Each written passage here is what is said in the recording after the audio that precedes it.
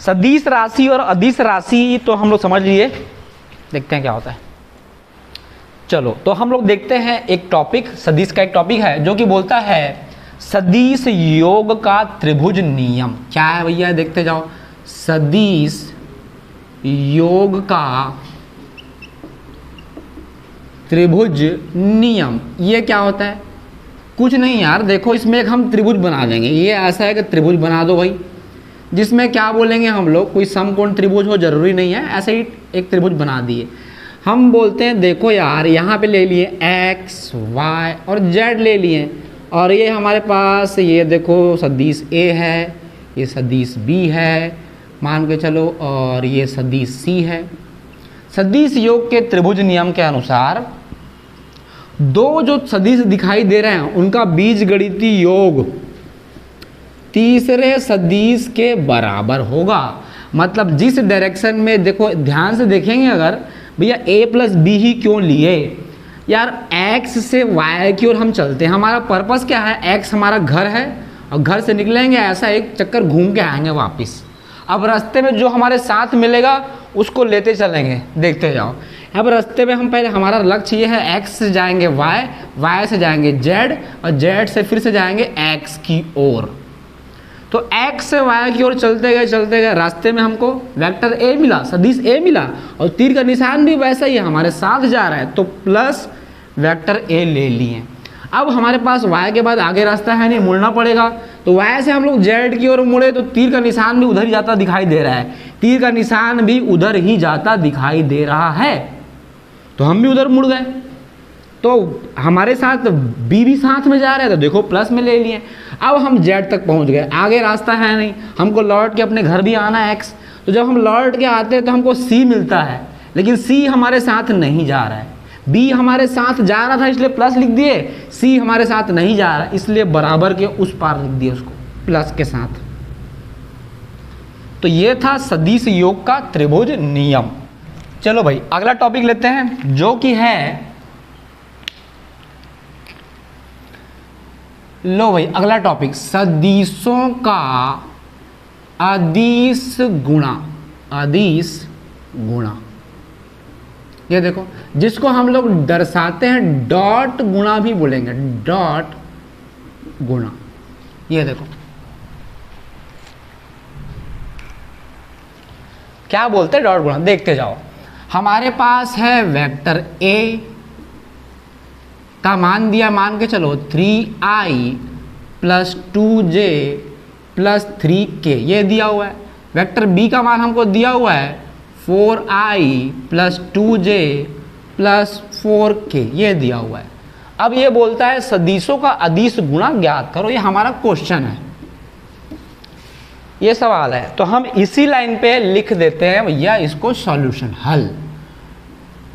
ये हमारा हल स्टार्ट हो गया। पहले लिख दिए गिवन, मतलब दिया है लिख दिए। उसके बाद हमको सदिशों का अदिश गुणा बोला है, मतलब डॉट गुणा निकालना है।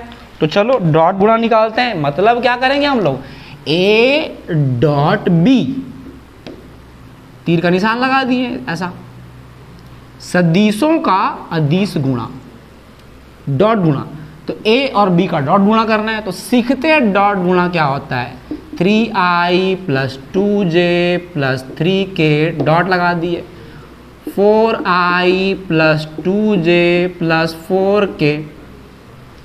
अब क्या करने वाले हैं, डॉट गुणा कर देंगे। डॉट गुणा कर दें भैया, i वाले का गुणा करना है i के साथ। पहले सीख लो, मैं साइड पे कॉन्सेप्ट बता दूंगा, पहले इसको सीखते हैं कि कैसे बनाएंगे, फिर मैं कॉन्सेप्ट साइड में लिखवा दूंगा, तो देखते जाओ। i वाले का गुणा कर देते हैं i वाले से, तो ये हो जाएगा 3 का गुणा भैया 4 के साथ कर देंगे, ये देखो प्लस लगा देते हैं।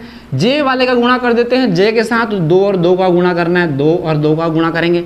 फिर k वाले का गुणा करना है k के साथ, तो 3 और 4 का गुणा कर देते हैं। ये देखो यार i j k कहाँ गया वो समझ में आ जाएगा 2 मिनट के बाद हम लोग को। तो i वाले का गुणा i के साथ किए, 4 दिया 12 या 3 चौक 12, प्लस j वाले का गुणा किए j के साथ, 2 दूनी 4, k वाले का गुणा किए k के साथ, 4 दिया 12, जोड़ देते हैं यार 12 12 24 और 4 हो जाते हैं 24 और 4 30, 24 और 4 28। a डॉट b का मान हमारा मिल गया 28। अब आई जे के कहाँ गया और गुणा कैसे कर दिया सिर्फ आई जे के का, पूरा गुणा क्यों नहीं किया? तो एक सूत्र होता है आई डॉट आई का मान 1 तथा जे डॉट जे का मान भी 1 और के डॉट के का मान, तीनों का मान 1 होता है भाई। तो आई डॉट जे तथा जे डॉट के तथा के डॉट आई इसका मान 0 होता है।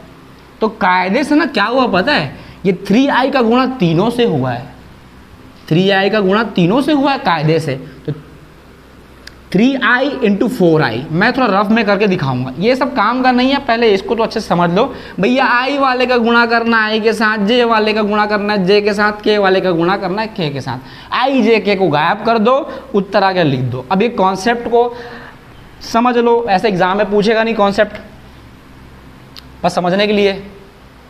तो वास्तव में 3i का गुणा सबके साथ हुआ है, देखो करके दिखाता हूँ। 3i का गुणा 4i plus 2j plus 4k, तो 3i का गुणा वास्तव में 3i का गुणा 4i के साथ होगा, प्लस 3i का गुणा 2j के साथ भी हुआ है, प्लस 3i का गुणा 4k के साथ भी हुआ है। लेकिन लिखे नहीं हम लोग, क्यों नहीं लिखे देखते जाओ क्यों नहीं लिखे। सबसे पहले बात, i और i का गुणा क्या होता है? 1 होता है। देखो i डॉट i का मान 1 होता है, तो 3 और 4 का गुणा 12 हो गया और i और i का गुणा 1 हो गया। प्लस यहाँ क्या लिखा है? i और j का गुणा 0, ये देखो i और j का मान 0, तो ये 0 हो जाएगा, पूरा 0 हो जाएगा।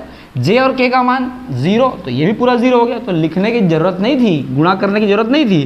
तो हमको समझ में आ गया सिर्फ i और i का गुणा करो, बाकी नहीं करना है। तो एक लाइन का कॉन्सेप्ट था, i और i का गुणा कर दिए, j और j का गुणा कर दिए, k और k का गुणा कर दिया हम लोग। देख लो भाई, i वाले का गुणा i के साथ, j वाले का गुणा j के साथ, k वाले का गुणा k के साथ। i j k को गायब कर देना है, हो गया। एक और सवाल लेते हैं।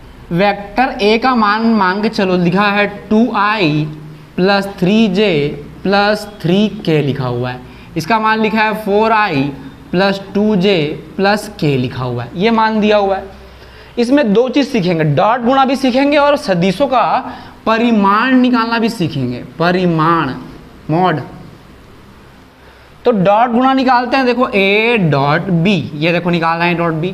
तो भैया a का मान हमको दिया है क्या, लिख दो एज इट इज। a का मान 2i 3j 3k, डॉट लगाए।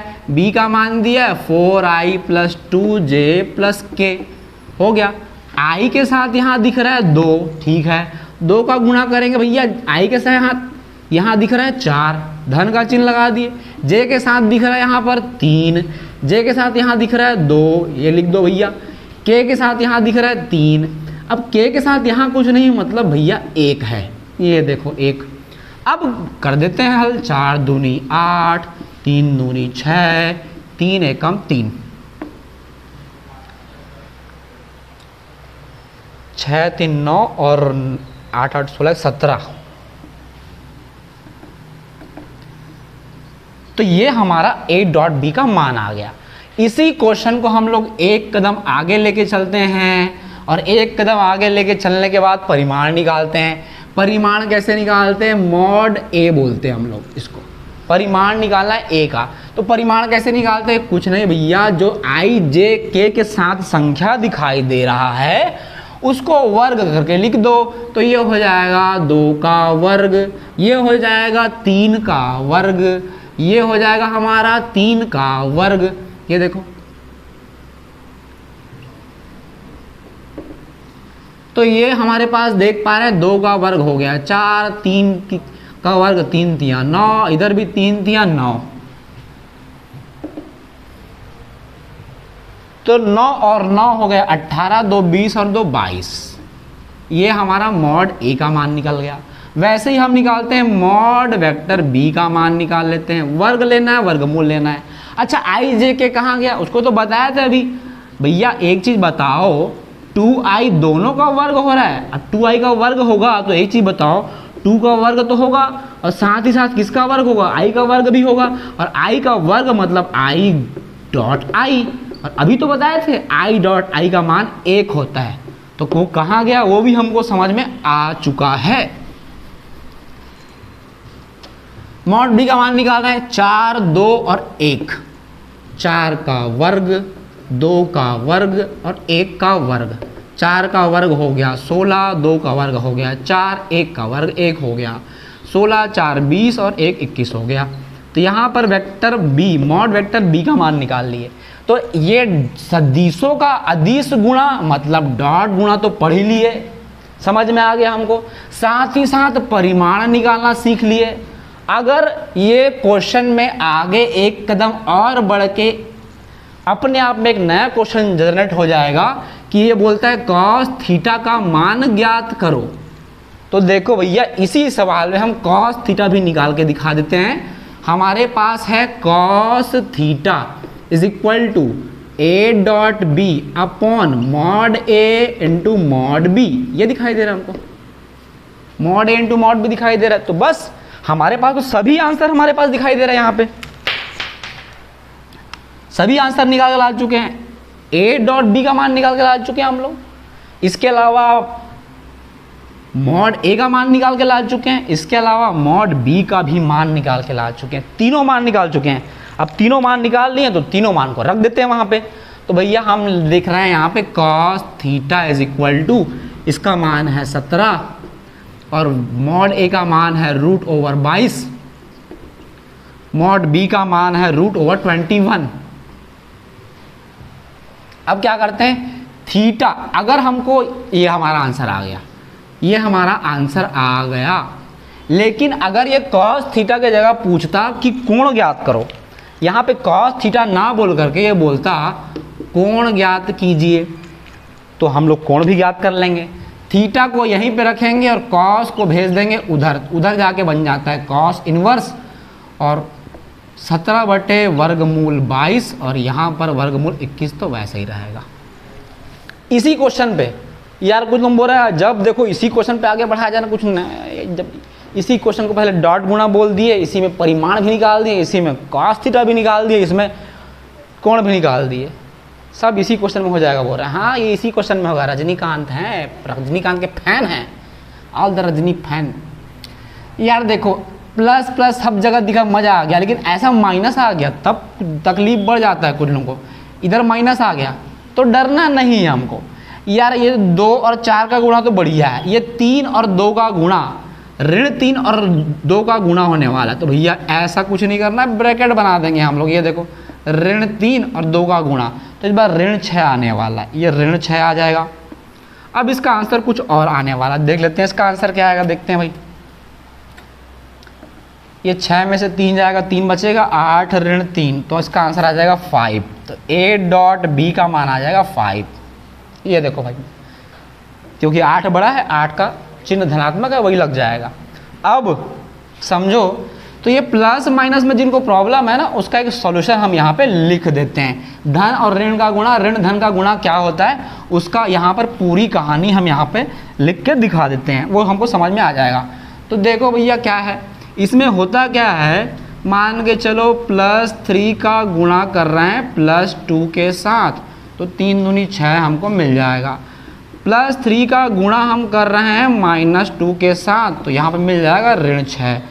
-3 का गुणा कर रहे हैं +2 के साथ, तो यहाँ मिल जाएगा ऋण 6। यार -3 का गुणा कर रहे हैं -2 के साथ, तो मिल जाएगा +6। तो यार ध्यान से देखो, मैं अंडरलाइन करके दिखाता हूँ, अगर चिन्ह समान होते हैं प्लस प्लस तो आंसर प्लस में आता है, इधर भी चिन्ह समान है माइनस माइनस तो आंसर प्लस में आता है, चिन्ह समान तो आंसर प्लस में, चिन्ह समान तो आंसर प्लस में। ये देखो, लेकिन जब चिन्ह हो जाते हैं विपरीत, एक हमको दिख रहा है प्लस, एक दिख रहा है हमको माइनस, तो जब चिन्ह हो जाते हैं विपरीत, तो जब विपरीत होंगे चिन्ह तो आंसर आएगा हमारा माइनस पे। ये थी कहानी। जब सेम सेम रहा तो आंसर प्लस में आएगा, विपरीत चिन्ह रहा तो माइनस में आंसर आने वाला है। ठीक है भाई।